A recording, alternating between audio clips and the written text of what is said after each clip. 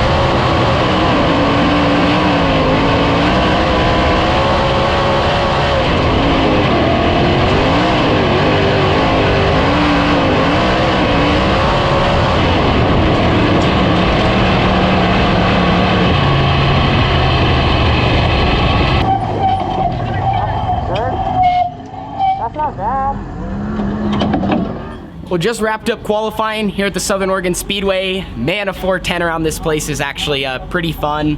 Hot laps, it was a little greasy and slimy in certain spots, and then it was crumbly in others. So I'm looking at the surface and I'm like, man, I don't really know what to expect. But once we kind of started rolling it in, you could definitely drive pretty hard. And they gave us 4 or 5 hot laps, which is more than normal. So I kind of started creeping up on it and trying to get better and better and better. And by the last lap, I was like, all right, I feel pretty good going out for qualifying. We ended up with an 18 car 410 field, which is perfect. Just enough to kind of fill up the whole racetrack, and should be a good show for the fans tonight. And we split it right down the middle. Ended up 9th quick. Went out mid-pack as well. I just felt like I lost a little bit of time, maybe in the center of both corners. I was an 11.9 and quick time I think was an 11.6 or 11.7. So just 3/10 off being at the very front, and even the guys in front of me, were just a 10th ahead. So just need to be that much better, but still a good lap, and we beat some fast cars, and now we're gonna be heading out for a heat race starting front row outside. With this format, you accumulate points between qualifying and your heat race, so it's key if we can to win this to try to gain as many points as possible and set us up for the feature.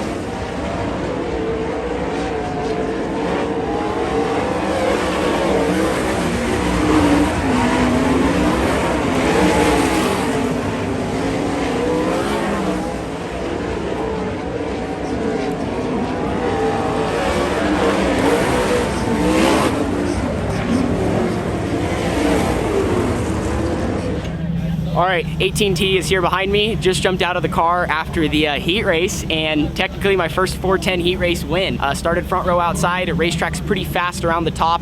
Luckily, I was able to really time it well.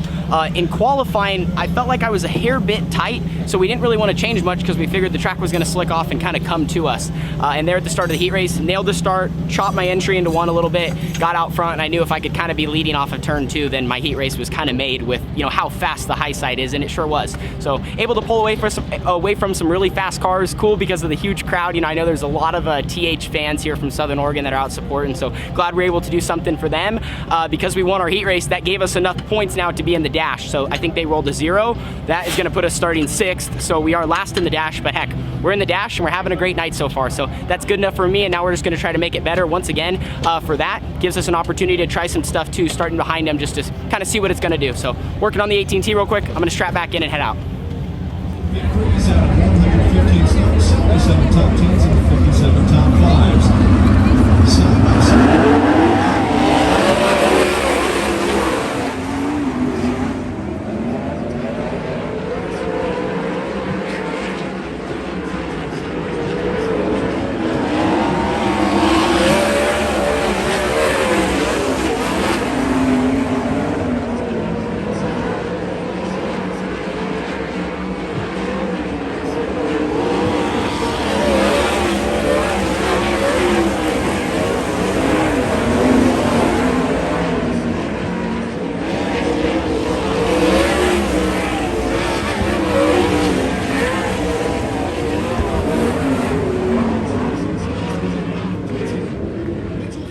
All right, quick break in the action here. If you look, you can see the 18T behind us making last minute adjustments before the 30 lap feature.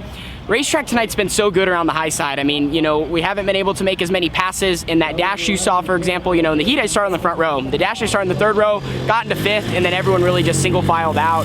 Really tried to, you know, just change my line a little bit on the top to see where I could get better or worse, and then we tried some stuff in the dash since we knew we were gonna start 6th.